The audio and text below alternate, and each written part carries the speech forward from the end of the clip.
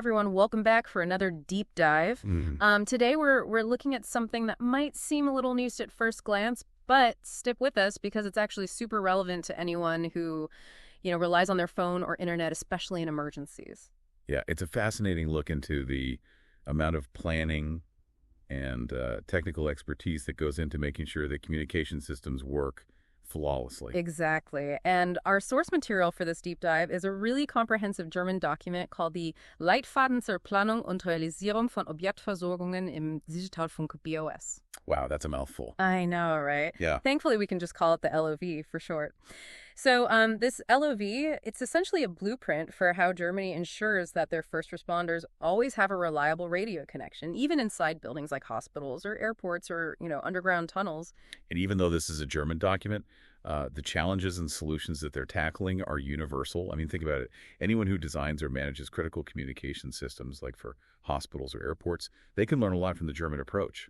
Okay, so before we dive into the LOV itself, can you give us some context? Like, what exactly is BOS and why is indoor radio coverage such a big deal? Sure. So BOS stands for Behörden und Organisationen mit Sicherheitsaufgaben, which translates to authorities and organizations with security tasks.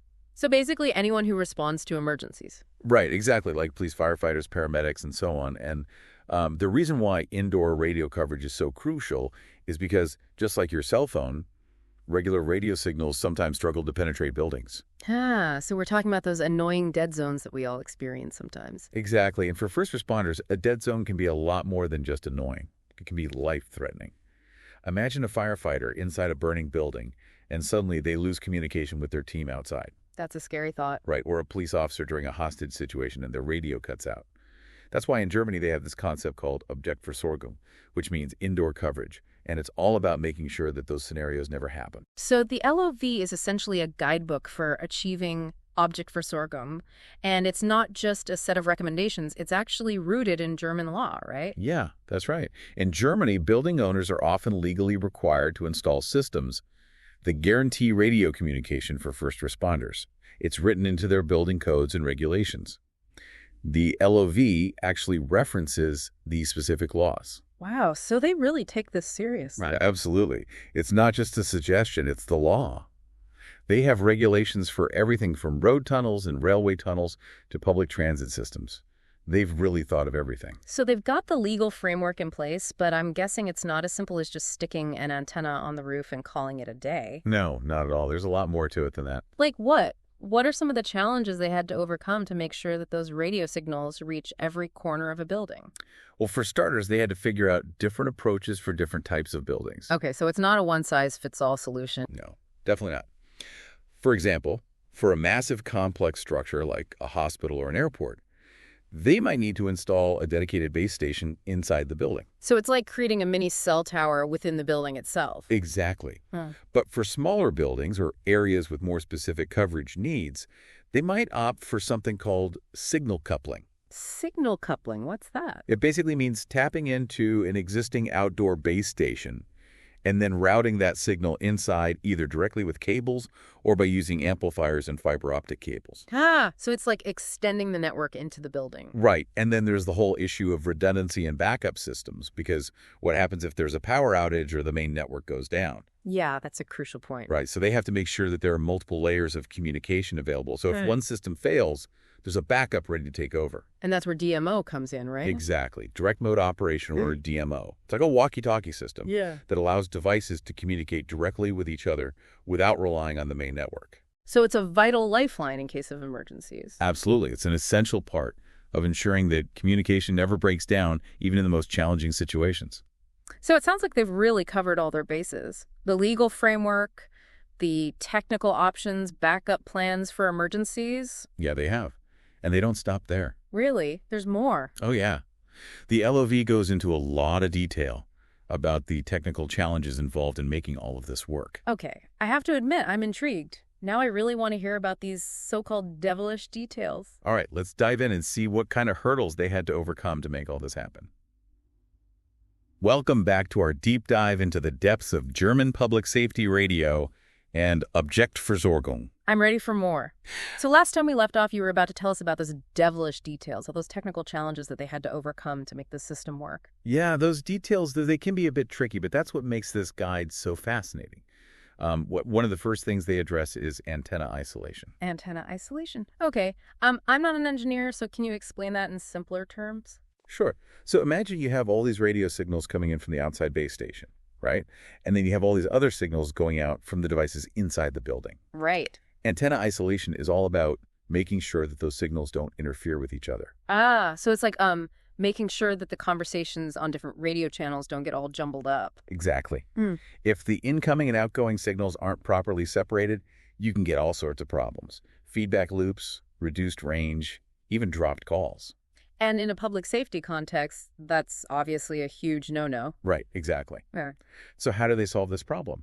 Well, the LOV guide recommends a multi-pronged approach. Okay. First, they emphasize using directional antennas. Directional antennas. Yeah, these antennas are designed to focus the signal in a specific direction, kind of like a spotlight. Ah, I see. So it's about aiming those signals precisely where they need to go. Exactly. Huh. And then they also stress the importance of careful antenna placement. You don't want those signals bouncing around and creating interference. So it's like setting up a speaker system. You want to make sure the sound is going where you want it to go. Right? It's the same principle. Yeah. And then, of course, there's the issue of signal strength. Oh, right, because if the signal is too weak, it won't reach where it needs to go. Exactly. And if it's too strong, it can actually cause interference as well. So it's a delicate balance. It is. And the LOV goes into great detail about how to adjust the gain of the repeaters, which are those devices that amplify the signal. Oh, right, the repeaters, we talked about those earlier. Right. And by adjusting the gain, you can fine-tune the signal strength to make sure it's just right, not too weak, not too strong. Wow, so they've really thought of everything. They have. Hmm. And we're just scratching the surface here. Antenna isolation is just one of the many challenges they had to address. Okay, so what else? What other devilish details did they have to contend with? Well, another big one is signal delay. Signal delay. Why is that a problem? Well, remember how we talked about the Tetra radio standard? Yeah. Tetra has these very strict timing requirements. So any delay in the signal transmission can cause problems. Problems like? Dropped calls, garbled audio, anything that disrupts the flow of communication. So in an emergency situation, even a tiny delay could have serious consequences. Exactly. That's why the LOV guide spends a lot of time talking about how to mitigate signal delay. Okay, so how do they do that? How do they prevent those delays from happening? Well, one of the key strategies is careful planning of repeater placement and signal routing. So it's about making sure that the signal takes the most efficient path possible. Right. And sometimes they even suggest using a completely different base station for the indoor system just to avoid any potential timing conflicts with the outdoor network. Wow, so they're really going the extra mile to ensure that everything is perfectly synchronized. They are. Yeah. And then there's the issue of noise. Noise. Yeah, I can see how that would be a problem. I mean, any kind of unwanted noise can interfere with communication. Right. And repeaters, those devices that amplify the signal, they can actually introduce noise into the system. So it's not just about amplifying the signal, it's about amplifying it cleanly. Exactly. And the LOV guide provides a ton of information on how to mitigate repeater noise things like using filters and adjusting gain levels very carefully. It's all about finding that sweet spot between boosting the signal and maintaining clarity. Precisely. And they've done a remarkable job of it. It's incredible how much detail they go into. They've really thought of everything from antenna placement to signal delay to noise reduction. Yeah, they have. They've left no stone unturned. It's amazing to see this level of meticulous planning and foresight. It really highlights the importance of getting these critical infrastructure systems, right? It does. And even though we're talking about radios and buildings, there's a bigger lesson here about how to approach any system where reliability is paramount. Right. It's about thinking ahead, planning for the unexpected, and never cutting corners when it comes to quality. Exactly. And those are valuable lessons no matter what field you're in. Absolutely. Well, this has been incredibly eye-opening. But before we wrap up, there's one more piece of this puzzle that we need to explore: DMO direct mode operation. Ah, yes, the walkie-talkie system, as we called it earlier. But it's more than just walkie-talkies, right? It is. It's a vital backup system, a lifeline, in case the main network goes down. Okay, I'm all ears. Let's dive into the world of DMO. Oh. Welcome back to our deep dive, everyone.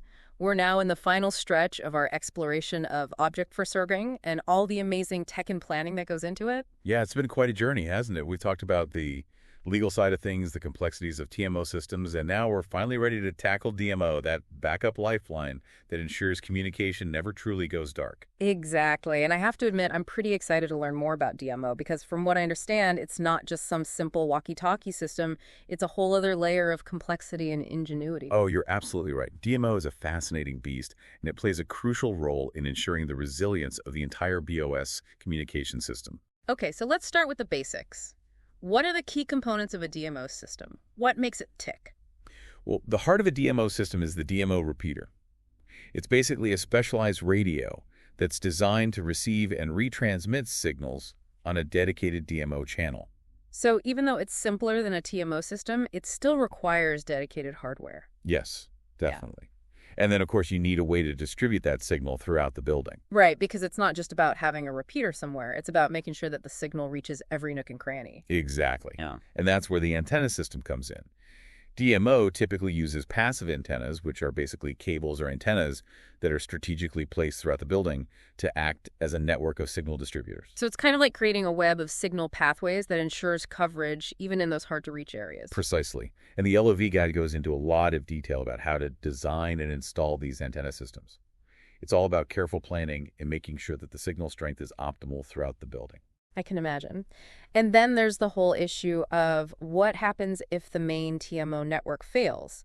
How does DMO kick in automatically? Well, that's one of the things that the LOV emphasizes. They talk about the importance of having automatic activation features built into the DMO system so that if the TMO network goes down, the DMO repeaters automatically switch on and start broadcasting. So it's like a silent guardian, always standing by, ready to take over if the primary system fails. That's a great way to put it. Yeah. And then there's the whole issue of frequency planning, which gets pretty interesting with DMO. Frequency planning, why is that particularly important for DMO? Well, unlike TMO, which is more centralized, DMO relies on a limited number of frequencies that are specifically designated for direct mode communication. Okay. And if you have multiple DMO repeaters operating in close proximity, they could potentially interfere with each other if they're using the same frequency. Ah, so it's like having multiple conversations happening in the same room. It just becomes a jumbled mess. Exactly. That's why the LOV stresses the importance of careful coordination and frequency allocation. They basically divide the country into zones and assign specific frequencies to each zone to prevent interference. So it's kind of like creating a map of invisible radio boundaries to keep everything organized. Precisely.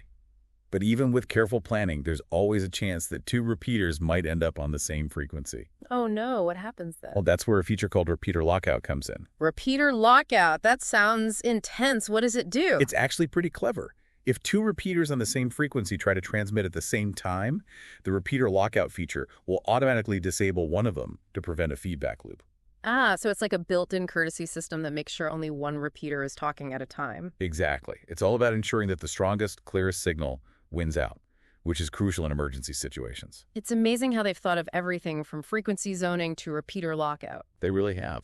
And it highlights the level of detail and planning that goes into building a truly resilient communication system. It does. And you know what really impresses me is how they've managed to create a system that's both robust and flexible, because they've even considered situations where connecting to the main BOS network might not be possible. Oh, you mean like those autarkic base stations? Autarkic base stations, I've never heard of those. What are they? An autarkic base station is basically like a self-contained mini TMO system that can operate completely independently of the main BOS network. So it's like creating a private communication bubble for a specific building or location? Exactly.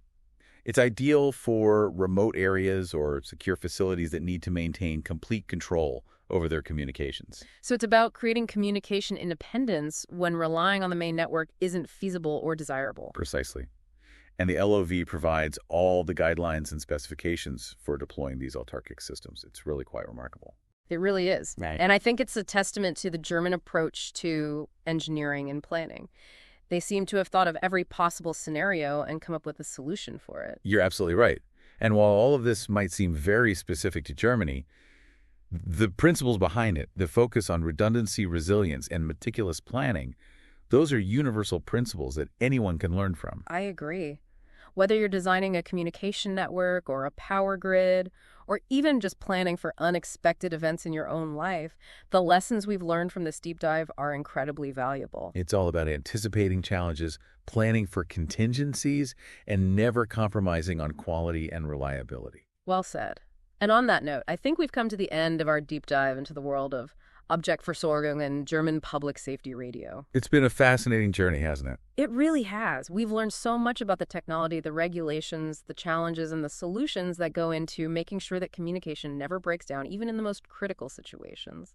And I hope it's given our listeners a new appreciation for the importance of these hidden systems that we often take for granted. Absolutely. So next time you're in a large building or traveling through a tunnel, take a moment to think about all the intricate technology and planning that's working behind the scenes to keep you connected and safe. Because the world of reliable communication is a fascinating one, full of hidden wonders and incredible ingenuity. And on that note, we'll sign off for today. Thanks for joining us for another deep dive, and we'll see you next time.